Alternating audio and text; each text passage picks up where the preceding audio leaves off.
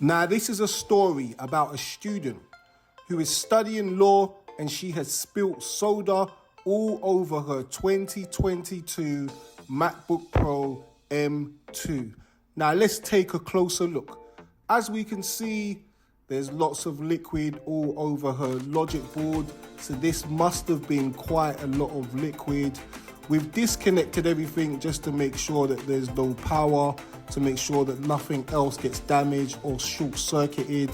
And we can see signs of mold there start to grow as the liquid starts to dry up. So this isn't a job that's any big deal for Minko's Macs. We handle stuff like this every day. And 3 hours later, we have her device cleaned and the liquid damage isolated and her device working again and ready to go back to her to study.